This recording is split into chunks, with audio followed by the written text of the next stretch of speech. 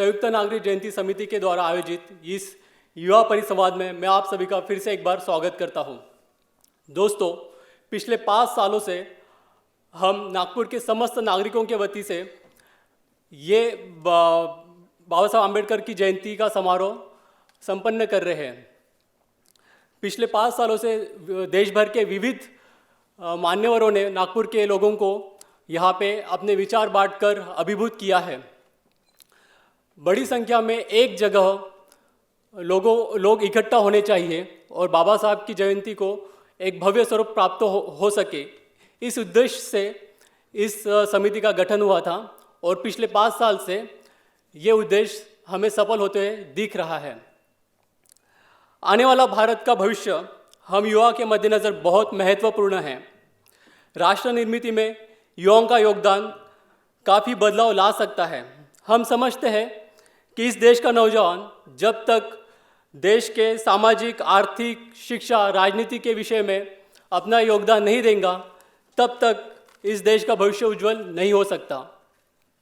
यही विचार लेके हमने पिछले साल इस युवा परिसंवाद का आयोजन शुरुआत की है। यहाँ देश का नौजवान अपने विचार स्पष्ट तौर पर बिना किसी सेंसरशिप के व्यक्त कर सकता है। वो अभिव्यक्ति की स्वतंत्रता का पूरा लाभ इस मंच पे ले सकता है। पिछले साल एक से बढ़कर एक युवाओं ने यहाँ पे अपने विचार प्रकट किए और श्रोताओं को एक ऐसा अनुभव प्राप्त हुआ जिससे वो काफ़ी अभिभूत हुए हैं। इस बार का विषय काफ़ी गंभीर है और देश के ताज़ा परिस्थितियों से संलग्न भी है। लुप्तप्राय लोकतंत्र, यह है आज के इस युवा परिसंवाद का विषय। हमारे देश का संविधान ये मानवीय मूल्यों को संरक्षित करता है और पिछले कुछ सालों से हमारे देश में जो घटनाएं घट रही है तो हमें ये सोचने पे मजबूर करते हैं कि क्या वाकई हमारे मानवीय मूल्यों का संरक्षण हो रहा है या हमारे मानवीय मूल्यों को कुचला जा रहा है। लोकतंत्र में केंद्रीय बिंदु इस देश का नागरिक होना चाहिए। उसके कल्याण का, उसके प्रगति का, उद्धार का जरिया लोकतंत्र बनना चाहिए, पर ये यहाँ इस देश में फिलहाल होते हुए नहीं दिख रहा। एक सर्वे रिपोर्ट है यूनाइटेड किंगडम के इकोनॉमिक्स इंटेलिजेंस यूनिट की, मैं यहाँ आपको बताना चाहूँगा। ये संस्था दुनिया भर के रिसर्च एनालिसिस का काम करती है। इस रिपोर्ट में लिखा है, India has slipped to 42nd place in annual global democracy index. और इसका कारण क्या है ये इन्होंने बताया, the rise of conservative religious ideologies and increase in vigilantism and violence against minorities as well as other dissenting voices। आगे ये कहते हैं, India has also become a very dangerous place for journalists। The authorities there have restricted freedom of press। Several journalists were murdered in India in 2017। इससे आप अंदाज़ा लगा सकते हैं कि हमारा देश किस दिशा में जा रहा है। और इस बारे में कहर तो तब हुआ जब भारत के इतिहास में पहली बार सर्वोच्च न्यायालय के 4 वरिष्ठ न्यायाधीश ने मीडिया के सामने आकर चीफ जस्टिस ऑफ इंडिया के प्रशासनिक कार्यशैली पे सवाल खड़े किए। उस प्रेस कॉन्फ्रेंस में जस्टिस चेलमेश्वर कहते हैं, our democracy will not survive unless the institution of judiciary is preserved। We don't want people to say that we sold our souls। कितना गंभीर वक्तव्य है ये। ऐसी अनगिनत घटना इस देश में सामने आ रही है और जिन्हें हम नज़रअंदाज नहीं कर सकते। भारत के राजधानी दिल्ली में संविधान जलाया जा रहा है और हमें अभी इसके खिलाफ आवाज़ उठानी चाहिए। इस बारे में खुलकर चर्चा अभी करने का वक्त आ गया है और इसलिए आज का हमारा ये विषय इतना महत्वपूर्ण है। जिस युवा पीढ़ी को आने वाले भविष्य से रूबरू होना है, उस परिस्थिति के बारे में आकलन कैसा है ये हम कुछ क्षणों में यहाँ पे देखेंगे।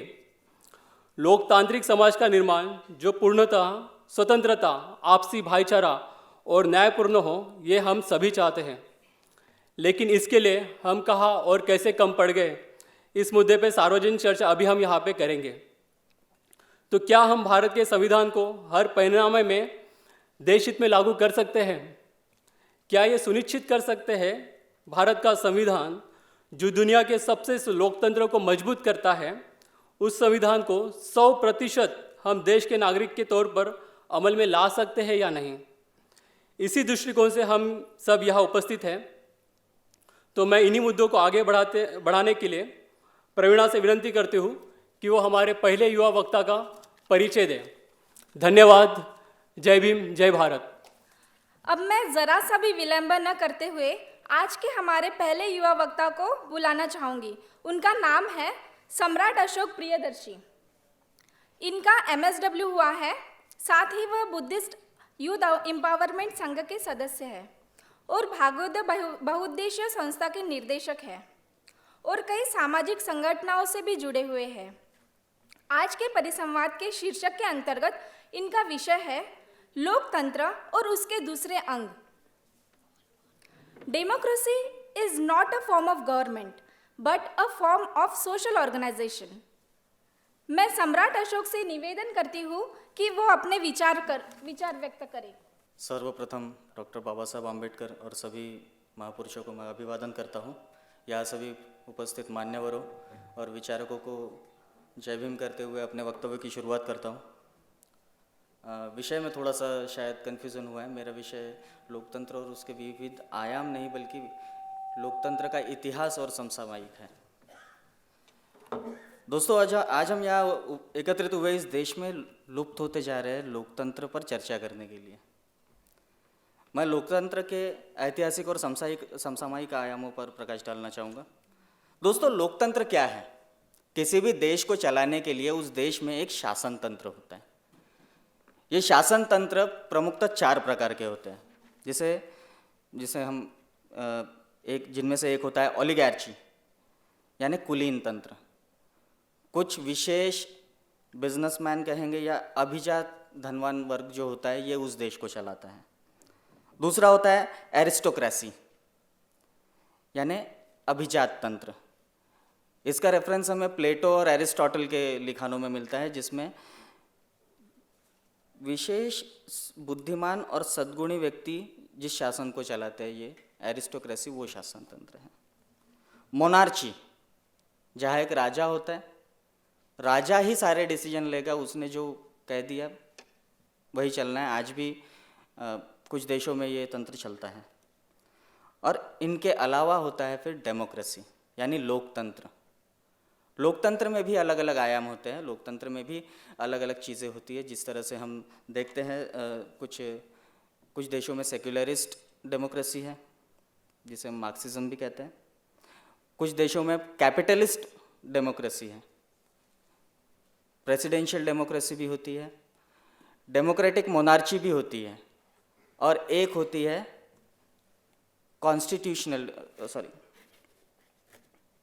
एक कॉन्स्टिट्यूशनल डेमोक्रेसी होती है, जो हमारे देश में है, या जिसे पार्लियामेंट्री डेमोक्रेसी भी कहा जाता है। पार्लियामेंट्री डेमोक्रेसी इस देश में 1950 से लागू हुई। डॉक्टर बाबा साहब आम्बेडकर कहते हैं, लोकतंत्र केवल एक शासन प्रणाली नहीं, अपितु एक सामाजिक संरचना है। आज हमारे देश में लोकतंत्र को बस एक शासन प्रणाली तक हमने सीमित रख दिया है। उसके सामाजिक आयाम को हम कुछ हद तक भूल चुके हैं।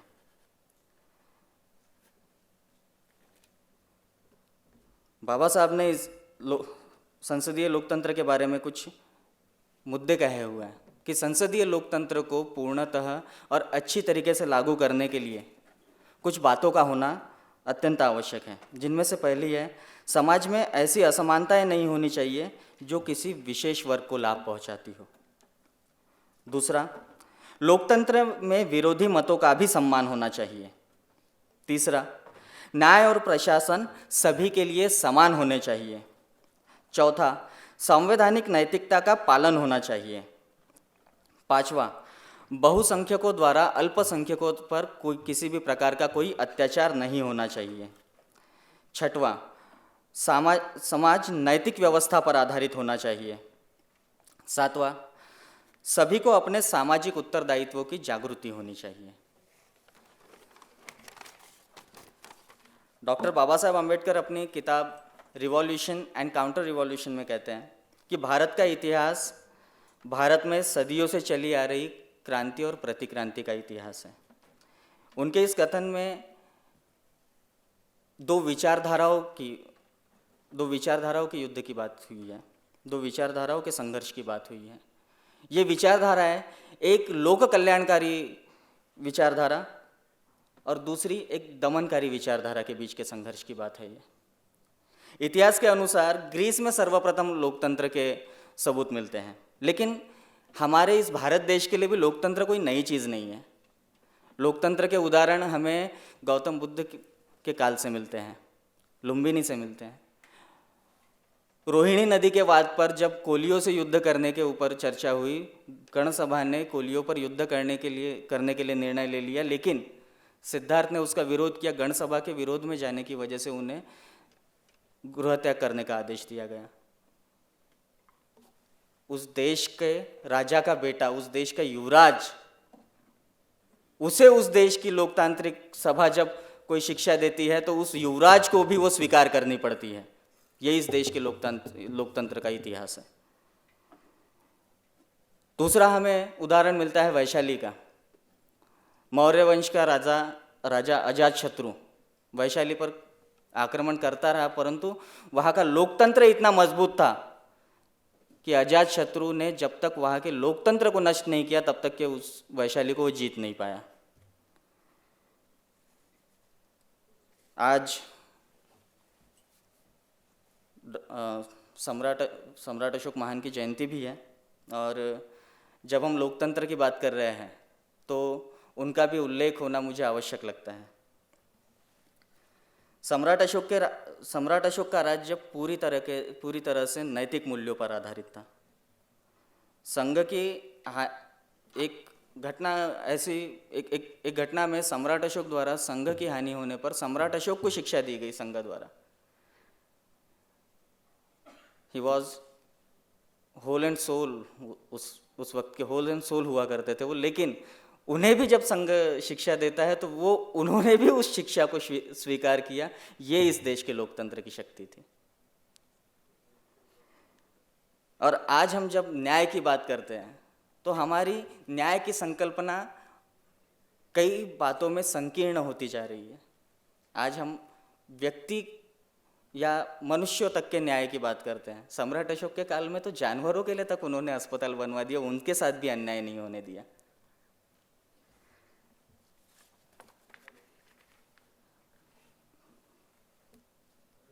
राजा बृहद्रथ की हत्या के बाद मौर्य वंश का काल समाप्त हुआ और इस देश में दमनकारी शासकों ने अपनी सत्ता हासिल कर ली, परंतु वे भी अधिक समय तक अपनी सत्ता बनाए नहीं रख सके। निरंतर युद्ध चलते रहे, शासक बदलते रहे। इन बदलते शासकों ने और निरंतर चलते युद्धों ने इस देश को सोने की चिड़िया नहीं रहने दिया। बाद में कालांतर में मुगलों ने और अंग्रेज़ों ने भी इसमें बढ़ चढ़ के हिस्सा लिया। उन्होंने भी जितना हो सके इस देश का धन संपत्ति लूटी, और लेकिन इस देश के लोक कल्याण के ऊपर में, जनता का कुछ भला हो, लोकतंत्र हो या लोगों के वेलफेयर के ऊपर में कोई इन्होंने उतना ध्यान नहीं दिया। एक उदाहरण मिलता है हमें 1930 की फर्स्ट राउंड टेबल कॉन्फ्रेंस का, जिसमें बाबा साहब ने रिप्रेजेंट किया था। ऐसा नहीं कि अंग्रेज़ों ने कभी इस देश के वेलफेयर के लिए कोई पॉलिसीज़ लागू नहीं की, उन्होंने कोशिशें की, लेकिन इस देश की विषमतावादी ताकतों ने कभी उन पॉलिसीज़ को पूरी तरीके से लागू नहीं होने दिया। और कई बार उनकी भी अपनी खुद इच्छा नहीं रहा, अंग्रेज़ों की भी अपनी इच्छा नहीं रहा करती थी। 1930 की गोलमेज राउंड टेबल कॉन्फ्रेंस में डॉक्टर बाबा साहब आम्बेडकर ने अंग्रेज़ों को इसके लिए बहुत झिड़का। उन्होंने उनकी पद्धति को सूडो वेलफेयर स्टेट कहा, नाम मात्र की लोक कल्याणकारी राज्य। अंग्रेज़ों के बीच बैठकर उनके राउंड टेबल कॉन्फ्रेंस में उनके ऊपर में उनसे उन्हें उन ये इस सच का ज्ञान कराने वाले डॉक्टर बाबा साहब आम्बेडकर अकेले थे। 15 अगस्त 1947 को इस देश के आज़ाद होने के पश्चात 26 जनवरी 1950 से हमारा संविधान लागू हुआ। संसदीय लोकतंत्र के 4 आधार स्तंभ कहे जाते हैं। पहला संसद, दूसरा प्रशासन, तीसरा न्याय प्रणाली और चौथा जिसे उस समय अखबार या न्यूज़पेपर कहा जाता था। आज के समय में उसका दायरा बहुत बढ़ चुका है, इसलिए हम उसे मीडिया या फिर संचार माध्यम के नाम से जानते हैं। इस देश लेकिन ये चारों स्तंभ जिस नींव पे खड़े हैं, उस नींव पे हम लोकतंत्र की बात करते हुए चर्चा करना ही भूल जाते हैं। वो नींव है इस देश का संविधान।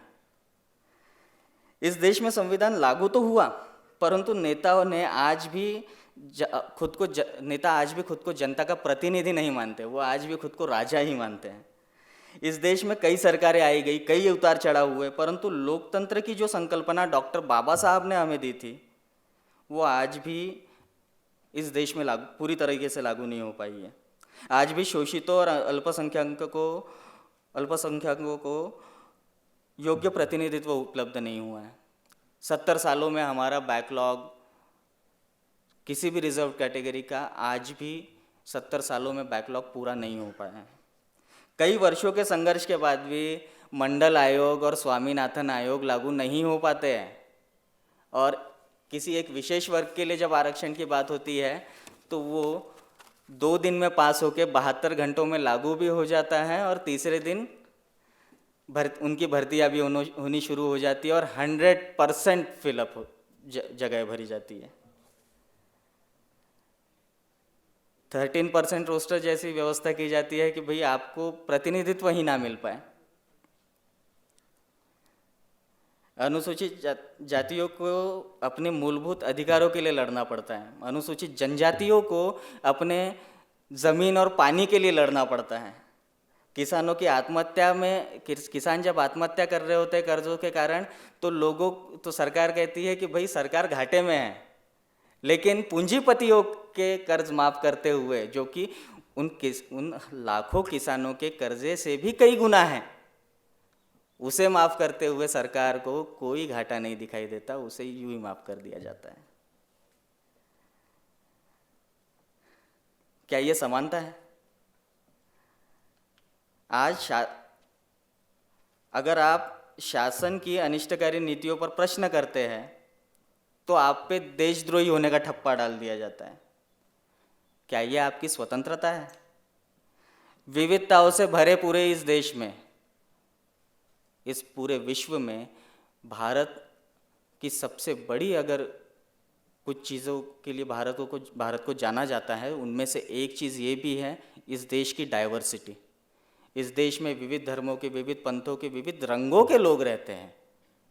यहाँ कोई रशिया की तरह सारे गोरे नहीं है या अफ्रीका की तरह सारे काले नहीं हैं। हमारी रेशियल डाइवर्सिटी है, हमारी रिलीजियस डाइवर्सिटी है। इस डाइवर्सिटी की जहाँ पूरे विश्व में हमारी तारीफ होती है, वहाँ इस देश के ऊपर में एक धर्म का ठप्पा लगाने की बात की जाती है। क्या ये लोकतंत्र है? एक किसी धर्म के ऊपर, किसी विशेष धर्म के ऊपर जबरदस्ती नियम लाद दिए जाते हैं। क्या इस देश की बंधुता है? और जब समानता, स्वतंत्रता, बंधुता ही नहीं रहेंगे तो इस देश में न्याय कैसे जीवित रहेगा? साथियों, यदि हमें लोकतंत्र को जीवित रखना है तो हमें इस लोकतंत्र की नींव को जीवित रखना होगा। इस देश में समानता, स्वतंत्रता, न्याय, बंधुता को जीवित रखना होगा। इस देश के संवैधानिक नैतिक मूल्यों का पालन करना होगा। कुछ लोग इस देश की इस संसदीय लोकतंत्र की नींव को बदलने की बात कर रहे हैं, पर आप ही बताइए, अगर नींव को बदलने की कोशिश की गई तो क्या स्तंभ गिरेंगे नहीं? और अगर स्तंभ गिर जाएंगे तो ढांचा कैसे खड़ा रहेगा? क्या ये देश संसदीय लोकतंत्र रह जाएगा अगर उस नींव को बदला गया? इसलिए मैं कहना चाहूँगा कि यदि आपको लगता है कि कि इस देश में संसदीय लोकतंत्र जीवित रहना चाहिए, तो हमें डॉक्टर बाबा साहब आम्बेडकर के बताए हुए लोकतांत्रिक मूल्यों को ग्रहण करना होगा और उनका पालन करना होगा। साथ ही इस देश के संविधान की रक्षा करनी होगी। जय भीम। अब मैं हमारे अगले वक्ता को आमंत्रित करना चाहूँगा, जिनका नाम है अंकित मकेसार, जो कि अभियांत्रिकी के विद्यार्थी है और आज के विषय के अनुरूप लोकतंत्र के 4 स्तंभ और उन स्तंभों की आज की क्या परिस्थिति है, इस विषय में वो अपना विचार प्रकट करेंगे। तो मैं आमंत्रित करता हूँ अनिकेत मकेसार को। उपस्थित भिक्खूगण आणि सर्व प्रेक्षकांना सप्रेम जय भीम। मित्रांनो, आपण नागपूरचे समस्त नागरिक डॉक्टर बाबासाहेब आंबेडकरांची जयंती संयुक्तपणे 2015 पासून साजरी करत आहोत। डॉक्टर बाबासाहेब आंबेडकरांच्या जयंतीच्या निमित्ताने नागपुरातील विविध समाजाचे वैचारिक लोकांतर्फे डॉक्टर बाबासाहेब आंबेडकरांच्या विचारांचा आजचा आणि उद्याचा भारत घडविण्याचा दृष्टीने कसा उपयोग होईल यावर चिंतन केले जाते। डॉक्टर बाबासाहेब आंबेडकरांनी भारतात संविधानाद्वारे संसदीय लोकशाही प्रस्थापित केली, परंतु अलीकडच्या काळात लोकशाही पद्धतशीरपणे नष्ट करण्याचा प्रयत्न होत आहे। त्यामुळे धोक्यात असलेली भारतीय लोकशाही व लोकशाहीचे 4 स्तंभ यावर चिंतन होणे आवश्यक आहे। जगातील सर्वात मोठी लोकशाही असलेला देश म्हणून भारताची ख्याती आहे। लोकांनी लोकांसाठी लोकांद्वारे चालवली जाणारी राज्यव्यवस्था म्हणजे लोकशाही ही अब्राहम लिंकन यांनी केलेली लोकशाहीची व्याख्या आहे। तर लोकांच्या आर्थिक आणि सामाजिक जीवनात क्रांतिकारक बदल रक्ताचा एक थेंबही न सांडता घडवून आणणारी शासन पद्धती म्हणजे लोकशाही, अशी बाबासाहेबांनी केलेली व्याख्या आहे। या दोन्ही व्याख्या लोकशाही समजून घेण्यासाठी महत्त्वाच्या आहेत। लिंकनची व्याख्या मूळ अर्थ सांगणारी आहे, तर त्याच्या पुढे जाऊन बाबासाहेबांनी केलेली व्याख्या लोकशाहीची उद्दिष्ट दर्शवणारी आहे। लोकशाही कायम टिकवून ठेवण्यासाठी आवश्यक असलेल्या काही साधनांचा उल्लेख बाबासाहेब करतात। ते म्हणतात, संवैधानिक पद्धतीचा अवलंबन करणे, एखाद्या महान पुरुषाच्या पायावर आपले स्वातंत्र्य अर्पण न करणे। जॉन स्टुअर्टने सुद्धा लोकशाही टिकवण्याबाबत असाच इशारा दिलेला आहे। तो म्हणतो की एखादा मनुष्य कितीही मोठा असला तरी त्याच्या चरणी आपले स्वातंत्र्य अर्पू नका, त्यावर इतका विश्वास टाकू नका की त्यामुळे तो लोकशाही संस्थाचे स्वरूप बदलून टाकेल। बाबासाहेबांनी सुद्धा भारताबाबत हाच धोक्याचा इशारा दिला आहे, कारण भारतात व्यक्तिपूजा देवपूजाची परंपरा आहे। मागील 2014 मधील निवडणुकीमध्ये आपण चौकीदारांना बहुमताने निवडून आणले आणि आजची परिस्थिती आपण सर्व बघतच आहोत। बाबासाहेब म्हणतात की राजकीय लोकशाही ही सामाजिक लोकशाही झाली पाहिजे। राजकीय सत्ता ही सामाजिक प्रगतीची महत्त्वाची किल्ली आहे। राजकीय लोकशाहीच्या सिद्धांतात एक माणूस एक मत एक व्हॅल्यू आहे। सामाजिक लोकशाहीचा आधारभूत पाया असल्याशिवाय राजकीय लोकशाही फार दिवस टिकाऊ धरू शकणार नाही। मग सामाजिक लोकशाही म्हणजे काय? तर समता, स्वातंत्र्यता आणि बंधुता। सोप्या भाषेत लोकशाहीचे उदाहरण घेतले तर आपण कुटुंबाचे उदाहरण देऊ शकतो। समाजशास्त्राच्या नियमानुसार माणूस हा सामाजिक प्राणी आहे, परंतु मानवी समाज हा समाज बनण्यापूर्वी अनेक कुटुंबाचा समूह आहे। कुटुंबामध्ये माणसाला खरी लोकशाही पाहायला मिळते। स्वातंत्र्यता, समता आणि बंधुता या गोष्टीचा जर खरा अनुभव आपल्याला घ्यायचा असेल तर तो कुटुंबाच्या माध्यमातून आपण अनुभवू शकतो। कुटुंबामध्ये वावरत असताना आपण मनमोकळेपणाने व्यवहार करू शकतो। वाटेल ते खाऊ पिऊ शकतो, वाटेल त्याच्याशी बोलू शकतो, म्हणजेच आपल्या कुटुंबामध्ये आपल्याला स्वातंत्र्य दिसते। त्याचप्रमाणे जर 2 भावंड असतील तर कुणालाच उच्च नीच समजले जात नाही। परिवारासाठी ते दोन्ही सारखेच असतात। याचा अर्थ असा की खरी समानता कुटुंबामध्ये आपल्याला दिसते। जर कुटुंबाच्या एखाद्या सदस्यावर एखादे संकट आले तर सर्व कुटुंब त्या संकटाला समोर जाण्यास तयारी असतो। याचा आदर्श आपण सर्व समाजांनी घेतला पाहिजे व आजची ही गरजसुद्धा आहे। आणि जर हीच यंत्रणा समाजात रुजवल्या गेली तर भारतीय समाजात खरी लोकशाही अंमलात आणता येईल।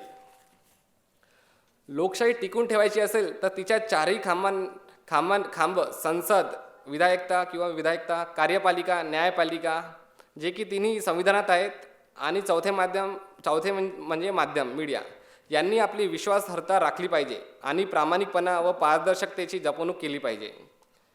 आणि प्रत्येकाला स्वतःचे असे अधिकार क्षेत्र आहेत आणि साहजिकच कोणी एकमेकांच्या अधिकार क्षेत्रात ढवळाढवळ करू नये असे अपेक्षित असते, पण हे चालू आहे। राजकीय लोक तसे करत आहेत। यातील संसदेत आपण निवडणूकद्वारे आपले रिप्रेझेंटेटिव्ह संसदेत पाठवू शकतो, पण आपल्याला एवढे ज्ञान असायला पाहिजे की आपण निवडलेला व्यक्ती आपले प्रश्न संसदेत उचलेल। अनेकदा उमेदवार कोणत्या जातीचा धर्माचा आहे हे पाहूनही मतदान केले जाते। मग गुन्हेगार पृष्ठभूमीचा आधी हे माहीत असून सुद्धा आपल्या संविधानाच्या प्रास्ताविकेत एक सार्वभौम धर्मनिरपेक्ष लोकशाही गणराज्याचा आदर्श रेखाटलेला आहे, ज्यामध्ये नागरिकांना सामाजिक, आर्थिक व राजकीय न्याय मिळेल, सर्वांगीण स्वातंत्र्य लाभेल, संधीची समानता प्राप्त होईल, बंधुता असेल. परंतु गेल्या काही वर्षापासून ज्यांच्याकडून समाजाला दिशा देण्याची अपेक्षा असते असे राजकीय नेतेसुद्धा द्वेषपूर्ण वक्तव्ये करत आहेत. त्यातून प्रत्येक व्यक्ती हा पक्षात राजकीय मतात विभागला गेला आहे. त्यातून अमुक एक नेत्याला देशभक्तीचे प्रतीक बनवून त्याचे समर्थक असाल तरच देशभक्त आणि त्यांचे राजकीय विरोधक म्हणजे देशद्रोही. माझा पक्ष, माझा नेता हाच खरा देशभक्त आणि देशासाठी झटणारा, अशी भावना गेल्या काही वर्षापासून वाढीस लागली आहे. हे जर असेच राहिले तर हे भारतीय लोकशाहीच धोक्याची इशारा असेल. कार्यकारी मंडळ म्हणजेच धोरणांची अंमलबजावणी आणि कायद्याची कार्यवाही ही प्रमुख कार्य पार पाडणारी यंत्रणा आहे आणि कायदे मंडळाने केलेल्या कायद्यांची अंमलबजावणी करणे. पण ह्यातही आपल्याला भ्रष्टाचार दिसून येते. कायद्यानुसार न चालणाऱ्याला दंडित करणे, सरकारी यंत्रणा कायद्याला धरून कामकाज करीत आहे की नाही यावर लक्ष ठेवण्याचे काम न्यायपालिकेचे असते. पण मागील वर्षी इतिहासात पहिल्यांदाच सुप्रीम कोर्टाचे 4 न्यायमूर्तींनी माध्यमासमोर येऊन सुप्रीम कोर्टाच्या कामकाजात सुरू असलेल्या अनियमिततेत संदर्भात पत्रकार परिषद घेतली होती आणि लोकशाहीचे तिन्ही स्तंभ आपले काम प्रामाणिकपणे करत आहे की नाही व लोकहितांच्या सूचना वेळेवर प्रसारित करणे, लोकव्यवस्था निर्माण करणे व समाजात एकसंध ठेवणे हे काम मीडियाकडून अपेक्षित असते. पण आज मीडिया नफ्यांचा धंदा बनवून पाहत आहे. पहले अखबार छपकर बिकता था, पर वो अब बिककर छपने लगा है. खटले चालवून व्यावसायिक घरांनी प्रामाणिक मीडियाला भीती दाखवत आहे. सरकारी चौथा स्तंभ कमकुवत बनवू पाहत आहे काय? हे सर्व प्रयत्न माध्यमांना कमकुवत बनवण्यासाठी आहेत. भारतीय लोकशाहीचे व एकतेचे प्रतीक आपले भारतीय संविधान आहे. भारतीय संविधानाचा पहिलाच आम्ही असे सामावून घेतो की स्त्री पुरुष असो, श्रीमंत गरीब असो, निरक्षर सुसाक्षर असो, जातपात धर्म या सर्व भेदांना बाजूला सारून एकसंध भारताची बांधणी करतो. पण आजच्या घडीला लोकशाहीला तडा देण्याचा प्रयत्न होत आहे. कायदा आणि प्रशासनामध्ये समानता नाही. मॉब लिंचिंग, झुंडशाही, भीमा कोरेगाव, उन्हासारखे प्रकरण घडत आहेत. समाजामध्ये नैतिकता कमी होताना दिसत आहे. लोकशाहीच्या 4ही स्तंभांना भ्रष्ट करण्याचे प्रयत्न केले जात आहे. आज देशात आर्थिक विषमता वाढलेली दिसते आहे. काही मूठभर लोकसंख्या हातात बेसुमार पैसा व बहुसंख्य जनता दारिद्र्य रेषेखाली आहे. रिझर्वेशन खतम करण्याचा प्रयत्न होत आहेत. आजच्या घडीला भारताच्या लोकशाहीला शह देण्याचा प्रयत्न होत आहे. त्यामुळे आपण लोकशाहीवादी, संविधानवादी लोकांनी आज भारतीय प्रशासनात, संसदेत, न्यायपालिकेत आणि माध्यमांमध्ये आपले प्रतिनिधित्व असले पाहिजे व लोकशाहीच्या 4ही स्तंभांना मजबूत करण्याचा प्रयत्न केले पाहिजे. आपल्या स्वतःच्या शैक्षणिक संस्था असायला पाहिजे जिथे आपण लहानपणीपासूनच मुलांमध्ये लोकशाहीचे मूल्य रुजवू शकू.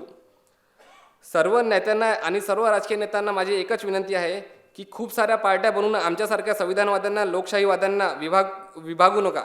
एकच पार्टी करा जिथे सर्व वंचितांचे प्रतिनिधित्व असेल आणि आपण नेहमीच संविधान विरोधी लोकांचा विरोध करायला पाहिजे आणि आपण नेहमीच करतो.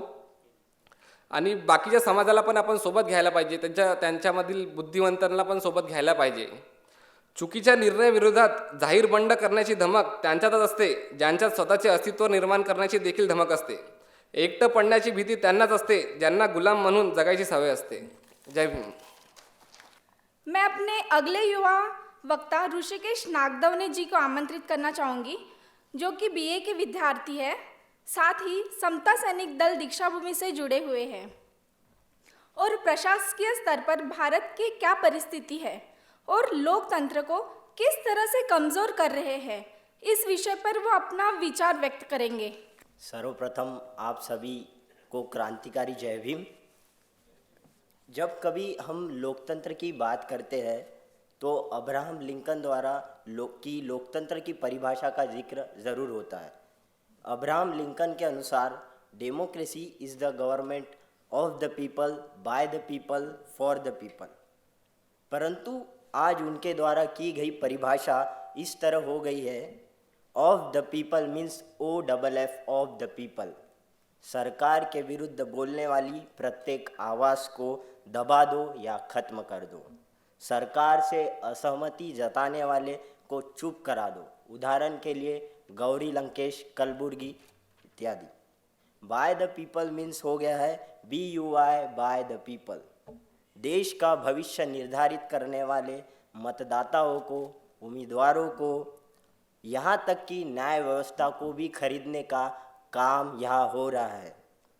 फॉर द पीपल मीन्स हो गया है FOUR फॉर द पीपल। केवल चुनिंदा लोगों के कल्याण के लिए ही यह सरकार है। ब्राह्मण बनिया लोगों के उत्थान के लिए एवं कल्याण के लिए यह लोकतंत्र कार्य कर रहा है, ऐसा कहने में कोई शंका नहीं होगी। इस प्रकार की लोकतंत्र की परिभाषा हो चुकी है। क्या यह संकेत नहीं है कि लोकतंत्र खतरे में है? एक तरफ सरकार कॉरपोरेट सेक्टर के लोगों का करोड़ों का कर्जा माफ कर रही है, वहीं दूसरी तरफ किसानों से कर्ज वसूली के लिए बार बार उनके घर नोटिस भेज रही है। एक रिपोर्ट के अनुसार सरकार ने अदानी, टाटा और SR कंपनी का 10,000 करोड़ का कर्ज माफ कर दिया। वहीं दूसरी तरफ 71,432 किसानों को 1,383 करोड़ 87 लाख के कर्ज को चुकाने के लिए किसानों को बार बार नोटिस भेजा जा रहा है। क्या यह अन्याय नहीं है? एक और आप कॉरपोरेट सेक्टर के लोगों का करोड़ों का कर्जा माफ कर रहे हैं, वही देश के अन्नदाताओं को प्रताड़ित कर रहे हैं। धान का न्यूनतम धान मूल्य 2013 में 2400 था, 2018-19 में वो 2050 हो गया है। क्या यह अन्याय नहीं है? एक और काफ़ी महंगाई बढ़ रही है, लेकिन मिनिमम सपोर्ट प्राइस कम होते जा रहा है। इस प्रकार की एंटी फार्मर पॉलिसीज सरकार की है। क्या यह लोकतंत्र के लिए खतरा नहीं है? अभी की ताज़ा रिपोर्ट के अनुसार प्रत्येक दिन 6 दलित महिलाओं पर बलात्कार होता है। नेशनल ह्यूमन राइट्स कमीशन की रिपोर्ट के अनुसार 2001-2002 की रिपोर्ट है के अनुसार प्रत्येक वर्ष SC/ST एक्ट के तहत 30 से 32,000 केसेस दर्ज होते हैं। NHRC का यह भी कहना है कि केवल 10% केसेस ही दर्ज होते हैं, यानी 90% केसेस दर्ज ही नहीं होते हैं, क्योंकि विभिन्न कारणों से। क्या यह लोकतंत्र के लिए खतरा नहीं है कि इतनी बड़ी देश की जनता अन्याय में जी रही है? The parliament of India is the supreme legislative body of the Republic of India, जहाँ पर प्रश्नों तथा समस्याओं का विचार विमर्श कर उत्तर समाधान निकाला जाता है। डायलॉग्स और डिबेट्स से समस्याओं का हल निकालने के मंच पर प्रोटेस्ट और वायलेंस हो रहा है। क्या यह लोकतंत्र के लिए आपदा नहीं है? वायलेंस और प्रोटेस्ट से पार्लियामेंट का वर्किंग आवर्स कम हुए हैं, संसद की कार्यप्रणाली पर असर हुआ है। जहां हेल्दी डिबेट्स और डायलॉग्स होने चाहिए, वहां वायलेंस और प्रोटेस्ट हो रहा है। क्या यह लोकतंत्र के लिए खतरा नहीं है? भारत की विविधता ही भारत की अनोखी पहचान है। भारत में विविध धर्म, संप्रदाय, जाति, संस्कृति, वेशभूषा एवं खानपान वाले लोग रहते हैं। भारत की विविधता का अंदाजा इन आंकड़ों से लगाया जा सकता है कि भारत एक ऐसा देश है जहां 1,40,000 वेराइटीज़ के राइस उगाए जाते हैं और 780 के प्रकार की 780 भाषाएं बोली जाती। परंतु आज एक संस्कृति, एक धर्म, एक विचारधारा को महत्व दिया जा रहा है। क्या यह लोकतंत्र के लिए खतरनाक नहीं है? ऐसे कई मुद्दे हैं जो हमें बताते हैं कि लोकतंत्र खतरे में है। अगर हम जिम्मेदार नागरिक हैं तो हमें लोकतंत्र को बचाने के लिए क्या करना चाहिए? लोकतंत्र को बचाना है तो सबसे पहले लोकतंत्र को जिन व्यक्तियों से खतरा है उन्हें परास्त करना पड़ेगा। लोकतंत्र में सिर्फ पॉलिटिकल ही इंस्टेबिलिटी है ऐसा नहीं है। विभिन्न स्तरों पर अन्याय, अत्याचार हो रहा है या इनजस्टिस हो रहा है, उसे दूर करना जरूरी है। आज की परिस्थिति का समाधान है कि उसमें एडमिनिस्ट्रेटिव मेजर्स लाके समाधान निकाला जाए। न जाने कितने तो भी लोकतंत्र को कमज़ोर करने वाली घटनाएं हो रही है। असहिष्णुता बढ़ गई है, गुंडागर्दी बढ़ गई है, कम्युनलिज्म बढ़ गया है। SC ST पर एट्रोसिटीज़ बढ़ गई है, माइनॉरिटीज़ आर अंडर अटैक्ट है, होलिगनिज्म बढ़ा है और न जाने कितने तो भी घटक लोकतंत्र को कमज़ोर करने वाली घटनाएं हो रही है। क्या यह लोकतंत्र के लिए खतरा नहीं है? इस प्रश्न पर आप सभी को विचार विमर्श करना चाहिए और मिलजुल कर कुछ निर्णय पर पहुंचना चाहिए। मैं मानता हूं कि यही इस समस्या का समाधान है। और अंत में मैंने कुछ आज की परिस्थितियों पर पंक्तियां लिखी है, वो आपको सुनाना चाहूँगा। हाँ माना बहुत कुछ ठीक है संसार में, हाँ माना बहुत कुछ ठीक है संसार में, पर हमारा चिंतित होना स्वाभाविक है। इस आभूषण मंडित संसार में ज्ञान का दीपक जलाना मार्मिक है। क्रोध विलाप छल कपट कुछ हद तक सब ठीक है, पर हमारा चिंतित होना स्वाभाविक है। आप जिम्मेदार नागरिक की तरह सोचें और कार्य करें, मैं यही आशा करता हूँ। और लोकतंत्र को बचाने के लिए, मानव कल्याण के लिए आप कार्य करें, यही आशा के साथ आप सभी से विदा लेता हूँ। धन्यवाद। अगली वक्ता है सुहास कलमकर। इनका अंबेडकर विचारधारा में MA हुआ है और अभी वह दलित आदिवासी शिक्षा पर MPhil कर रही है। अखिल भारतीय दलित आदिवासी बहुजन विद्यार्थी संगठन से जुड़ी हुई है। तो मैं उनको यहाँ आमंत्रित करना चाहता हूँ, वो अपने विचार यहाँ पे प्रस्तुत करें। Jai Bhim everyone. My name is Suhas Kamlakar and thank you Annam for my introduction. Today here I am going to speak about my core topic is the endangered democracy, the causes, consequences as well as the remedies. So I'll just give a brief introduction on all the overall topic. I don't have a particular topic, but I am going to say overall on everything. So initially I would also like to thank the organizing committee for giving me the opportunity and the dignitaries on which are sitting in this, my respected professors, everyone is sitting there. I thank you all for coming here, and especially I would like to thank my mother who is sitting there. Okay, so we have seen that democracy is facing a lot of problem, is having a lot of up and downs since the last government. That is, since last 5 years, we have seen the democracy in India is facing a huge problem. The condition of democracy is really miserable, and it is very difficult for we, the SC/ST and the OBC people, to cope up with this. So here I'm on the stage, and we all participants are on here to discuss on the issues. So the remedies and according to the first stanza, that is the cause, I would like to mention here what is the main cause behind it, why the democracy is in danger, what is the main reason behind it. So I would like to bring to your focus that I would like to tell you that India is divided basically into two parts.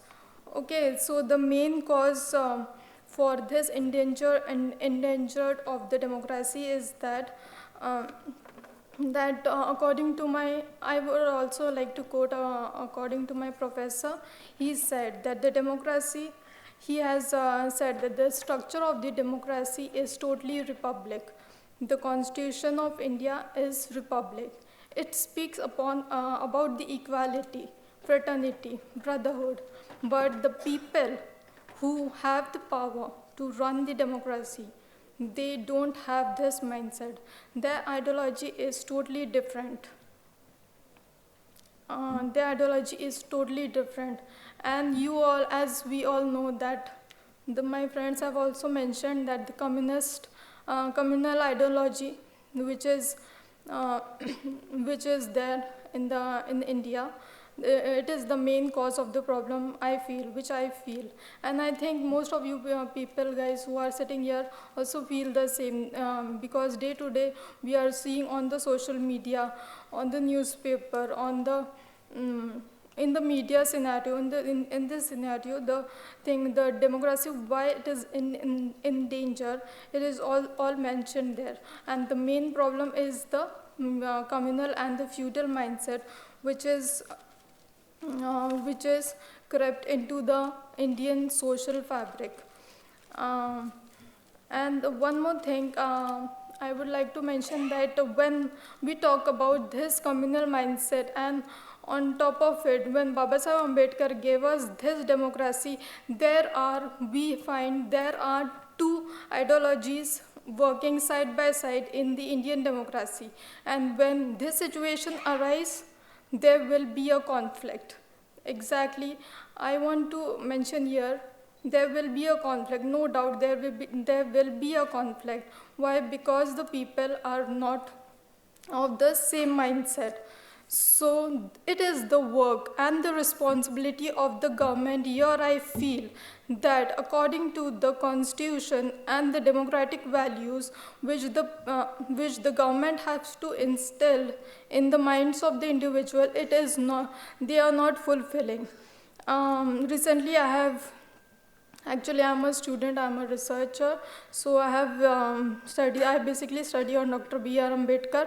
So in one of the volume, when the formation of the constitution, it is written that Baba Saheb Ambedkar, in the constitution, it is clearly mentioned that in one of the article, it is clearly mentioned that the main responsibility of the state and the government is that to develop a scientific temperament into the citizens of India. Do we see any scientific temperament now? No. The government is truly failing for it. As I am a researcher, I am into academic field, I can truly distinguish. But the people who are not into the academics, they can even feel the same. I think there is no much difference in it. And so if the country fails, so this is the big loss for India, and why it is so, we know that because of the communal forces. Scientific temperament मैं आपको हिंदी में भी बताना चाहूँगी, उसे हम कहते हैं वैज्ञानिक विचारवाद। जो हमारे कॉन्स्टिट्यूशन आर्टिकल में वैज्ञानिक विचारवाद है, वो हमको हमारे सिटीजन्स के अंदर, ये काम हमारे गवर्नमेंट का है कि वो हमारे जो भी पॉपुलेशन है, इंडिया की पॉपुलेशन है, उनमें ये आइडियोलॉजी आए. पर the government is never interest and it has never instilled this ideology in it, and I don't know why it is failing to do so. One more thing I would like to mention, as the state, right. So the state has the right to give protection to all the individuals, to all the citizens, and moreover, it should also give, make an effort, not only give, it is obviously on the particular individual that are they ready to open up for getting this scientific temperament. But since last 70 years, it is vanishing. And it is not seen anywhere. And if we see about the situation of India now, if we see about why is failure, actually I want to say something about why the scientific temperament is failing. This is when we see, especially in the central universities, I attend a lot of conferences. I visit. Recently, I have visited to Amarkantak, I went to BHU, everywhere in the academic institutions, as well as in any program of the government or anything. Why is a particular idol statue is worshipped? Why that puja thing is there? I don't understand why is this happening. Is India a religious country? No, I have not studied that. So why is it forcing? Means this is a kind of forcing of an communal identity which is carrying on. So we the people, we all should identify these small things, and we should also think that yes, on 15th August as well as 25th November, that puja, Saraswati puja is never there. So what kind of means This is a kind of hypocrisy ideology which these people are thinking, because they just want that their population should increase. They want their Hindutva agenda to fulfill. So this is the main biggest cause this is the biggest cause I feel which is on the democracy, and we should take proper steps. Next, in the remedies I have mentioned what should we do for it, and so the consequences. On the consequences, I'll speak about the consequences if, as I have mentioned earlier, if a proper scientific temperament is not created among the citizens, then what would be the consequences? You don't have to go very back. You just have to see recently. We saw the death of Rohit. We know Aklat's death. We know the Fallu Khan's death. These are the horrible consequences which India is facing. Why? Because of failing of the scientific temperament. If the scientific temperament is missing, then the spaces will be covered, or the spaces will be occupied by the communal forces. I want to mention you, or I would like to plead that these places should not be taken over by the communal forces, because it will create a really bad and the worst situation for the people of India, especially to the SC, STs and the OBCs. So these fundamental rights should be installed by the democratic India. Thank you. अब मैं बुलाना चाहूँगी कनक जाम्बुडकर को, जो कि BA की पढ़ाई कर रहे हैं और समता सैनिक दल से जुड़े हुए हैं। इनका विषय है आर्थिक असमानता लोकतंत्र को कैसे खतरे में ले जा रहा है। इस पर ये प्रकाश डालेंगे। ठीक है, सभी को जय भीम। कल डॉक्टर बाबा साहब अम्बेडकर जयंती के उपलक्ष्य में मैं आप सभी को बधाई देता हूँ। आज हम इस मंच पर इकट्ठा हुए हैं कि हमारा लोकतंत्र कैसे खतरे में है, और इस पर हम चर्चा कर रहे हैं। और आज की इस परिस्थिति को देखकर मुझे ये लगता है कि यह परिसंवाद, यह चर्चा करना बहुत ही आवश्यक हो गया है, क्योंकि ऐसी परिस्थितियाँ निर्माण हुई है कि हम नागरिकों पे कुछ चीज़ें थोपी जा रही है। भारत की आर्थिक व्यवस्था की अगर बात करें तो भारत में आर्थिक असमानता का स्तर इतना ज़्यादा बढ़ गया है कि इनकी संख्या बहुत ही ज़्यादा है। एक तो रिच होते जा रहे हैं और पुअर होते जा रहे हैं। और भारत का सबसे ज़्यादा गरीब जो है वो बहुजनों से आता है, जो SC, ST, OBCs and minorities से बिलोंग करते हैं। तो मैं यहाँ डॉक्टर बाबा अम्बेडकर जी का एक कोट पेश करना चाहूँगा कि उन्होंने कॉन्स्टिट्यूशन असेंबली का जो उनका लास्ट स्पीच था, उसमें उन्होंने एक वाक्य बोला था कि धार्मिक और आध्यात्मिक क्षेत्र में भक्ति का होना एक इंसान को किसी मुक्ति की ओर पहुंचा सकता है, पर राजनीति में भक्ति का होना, राजनीति में किसी राजनेता पे डिवोट होना, यानी वो उस देश के लोकतंत्र को तानाशाही की ओर ले जा सकता है। और ये आज हमारे प्रेजेंट सिनारियो में हो रहा है कि आज एक व्यक्ति को बहुत ही ज़्यादा महत्व दिया जा रहा है, उससे हमारे देश का लोकतंत्र खतरे में है। और सारे डिसीजन, सारे जो भी निर्णय, जो भी लोकतांत्रिक देश में एक चेक एंड बैलेंस की पॉलिसीज़ होती है कि power of transfer of power होता है कि जितने भी पावर्स है वो किसी एक व्यक्ति के हाथ में ना रहे, वो सारे ट्रांसफ़र रहे लोकतंत्र में। तो अगर हमारे रिप्रेजेंटेटिव, अगर हम जिनको चुन के दे रहे हैं, वो अगर ऐसी पॉलिसीज़ बना रहे हमारे लिए, तो हमारा लोकतंत्र सही में खतरे में है। अभी लोकतंत्र के बारे में एक सवाल उठता है कि यह अभी खतरे में है कि ये पहले से ही खतरे में है। तो मैं बोलना चाहूँगा कि हमने जब संविधान एडॉप्ट किया, उसके बाद से ही जो सरकार आई, उन्होंने ही लोकतंत्र को मारने की रियल प्रक्रिया शुरू की। और अगर हम आर्थिक क्षेत्र में बात करें तो हमने हमारे देश में समाजवादी लोकतंत्र को एडॉप्ट किया, पर 1991 के बाद प्राइवेटाइजेशन ने जो निजीकरण हुआ हमारे पब्लिक प्रॉपर्टीज़ का, हमारे जो बेसिक फैसिलिटीज़ है, जो एक लोकतांत्रिक देश में एक नागरिक को एक अधिकार देते हैं कि वो पढ़ सके और वो ऐसा सक्षम नागरिक बना सके जो उस देश के लोकतंत्र को सही में बचाए और सरवाइव कर सके। तो उस समाजवादी लोकतंत्र को प्राइवेटाइज कर दिया। तो उस प्राइवेटाइजेशन ने सबसे ज़्यादा नुकसान जो किया है वो बहुजनों का किया है। अगर आप डेटा देखें तो मैं आपके सामने कुछ डेटा प्रस्तुत करना चाहूँगा कि भारत की इकोनॉमिक जो इनइक्वलिटी है, भारत की जो आर्थिक असमानता है वो 50% से ज़्यादा बढ़ी है, 50% से ज़्यादा है।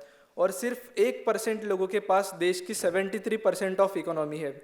यानी अगर आप इस डेटा को समझे तो आर्थिक असमानता का स्तर इतना ज़्यादा है कि देश में कभी भी अराजकता आ सकती है। इस आर्थिक असमानता से लोगों में सामाजिक लड़ाइयाँ हो सकती है। अगर इस आर्थिक असमानता को अभी नहीं रोका जाए, अभी कुछ मेजर्स नहीं लिए जाए तो लोकतंत्र के लिए सबसे बड़ी हानि है। जैसे कि आपको पता है कि 8 से 9 फैमिलीज़ के पास इस देश की 50% से ज़्यादा प्रॉपर्टी है। तो आप अंदाज़ा लगा सकते हैं कि यह लोकतंत्र ना होते हुए कुछ बिजनेस पर्सन और कैपिटलिस्ट लोगों के हाथ में जा रहा है। तो यह लोगों के लिए, ये जो सामान्य नागरिक, हम जैसे सामान्य नागरिक है, उनके लिए बहुत ही ज़्यादा हानिकारक है।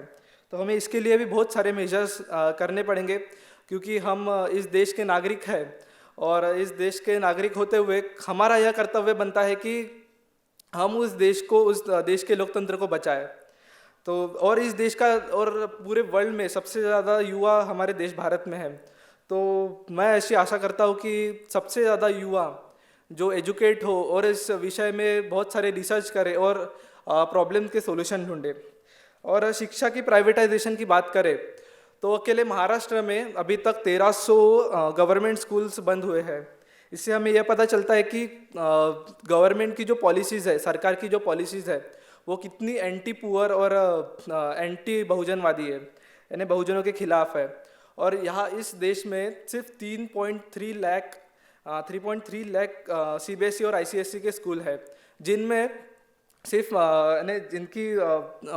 जिनकी महीने की आय 50,000 से ज़्यादा है, उनके बच्चे जा सकते हैं। और बहुजनों का एक्सक्लूजन उनमें सबसे ज़्यादा है। तो यह शिक्षा का व्यापारीकरण हमें एक अलग ही मोड़ पे ले जा रहा है, क्योंकि किसी भी देश के लोकतंत्र को बचाने के लिए उस देश के शिक्षित नागरिक होना ज़रूरी है। अभी कुछ डेटा भी आपके सामने मैं पेश करूंगा कि जो गवर्नमेंट स्कूल के बाद हमारे जो 3.3 करोड़ जो बच्चे हैं जो अभी तक शिक्षा प्राप्त नहीं कर पा रहे, और यह संख्या बहुत ही ज़्यादा बड़ी है। 3.3 करोड़ का होना, 3.3 करोड़ बच्चों का स्कूल ना जाना, यह बहुत ही बड़ा एक्सक्लूजन है। और ये हमको वर्ल्ड में सबसे पीछे लेके जा रहा है। हम एक तरफ सुपर शक्ति बनने की बात करते हैं, सुपर पावर बनने की बात करते हैं, पर हमारा जो शिक्षा का स्तर है वो इस दुनिया का सबसे निचला स्तर है। तो मुझे ऐसा लगता है कि यह हमें एक अलग ही मोड़ पे ले जा रहा है कि हम लोकतंत्र को जो बेसिक चीज़ें हैं उसे यह ख़त्म किया जा रहा है। मुझे एक अमेरिकन यूनाइटेड स्टेट के फाउंडर थे थॉमस पेन, इनका एक कोट याद आ रहा है कि वह कहते हैं कि a true patriot, the duty of true patriot is to protect his country from its government. यानी किसी भी देश का, यानी एक देशभक्त की जिम्मेदारी ये होती है कि वो उसके राष्ट्र को उसकी खुद की सरकार से बचाए। क्योंकि आप देखेंगे कि किसी भी देश में कोई भी सरकार को जब तक सवाल नहीं करेंगे तब तक वो पॉलिसीज़ नहीं बनाएंगी। अभी भारत का अनएम्प्लॉयमेंट रेट की अगर बात करें तो यह इस 45 सालों में सबसे ज़्यादा हुआ है। और इस भारत और साथ में डिमोनेटाइजेशन के बाद 3.5 मिलियन लोगों की जॉब छूटे हैं। इससे भी हम यह अंदाज़ा लगा सकते हैं कि हमारी इकोनॉमी कितनी पीछे जा रही है। हम एक तरफ GDP की बात करते हैं तो हमारे देश का GDP का 60% जो ब्लैक मनी है वो एक साल में जनरेट होता है। यानी भारत में 240 लाख करोड़ रुपए का ब्लैक मनी जनरेट होता है हर साल। तो यह संख्या बहुत ही ज़्यादा निराशाजनक है, क्योंकि अगर हमें लोकतंत्र को सही से प्रस्तावित करना है तो हमें आर्थिक नीतियों को सही से पेश करना पड़ेगा। और शिक्षा का जो रियल एसेंस था वो इस प्राइवेटाइजेशन ने, इस निजीकरण ने उसके पूरा रियल एसेंस था उसको ख़त्म कर दिया। शिक्षा का महत्व हमें एक जिम्मेदार नागरिक बनाना और साथ में एक क्वालिटी ऑफ एजुकेशन पैदा करना था, पर इस निजीकरण ने, शिक्षा के बाजारीकरण ने पूरी शिक्षा व्यवस्था को एक व्यापार की तरह देखते हैं। अभी आप देखोगे कि स्कूल फीस और कॉलेज फीस इतनी ज़्यादा बढ़ गई है कि एक गरीब आदमी, और गरीब कौन है, शेड्यूल ट्राइब और ओबीसीज और माइनॉरिटीज़ है, तो ये स्कूल फीस नहीं दे पा रहे और इसके वजह से इनका शिक्षा का स्तर गिर रहा है। तो अगर इन सब बातों का सोल्यूशन देखा जाए तो हमें सारा सोल्यूशन डॉक्टर बाबा साहब अम्बेडकर के लिटरेचर में मिलता है। बाबा साहब कहते हैं कि जितने भी बेसिक फैसिलिटीज़ है जैसे हेल्थ, एजुकेशन और इंश्योरेंस है, इन सभी का नेशनलाइजेशन होना चाहिए। ये सारी चीज़ें सरकार के हाथ में होनी चाहिए ताकि सरकार सही से सभी को समान रूप से सारी फैसिलिटीज़ प्रोवाइड करे। पर यह अभी नहीं हो रहा है क्योंकि प्राइवेटाइजेशन है और सारी चीज़ें प्राइवेटाइज हो गई है। और साथ में हम इसके लिए कुछ मेजर्स भी कर सकते हैं, जैसे कि हम गवर्नमेंट को कुछ पॉलिसीज़ बना के दे सकते हैं कि वो गरीबों के लिए और जो मार्जिनाइज सेक्शन के स्टूडेंट्स हैं, SC/ST के लिए, उनके लिए सही से पॉलिसीज़ बनाए।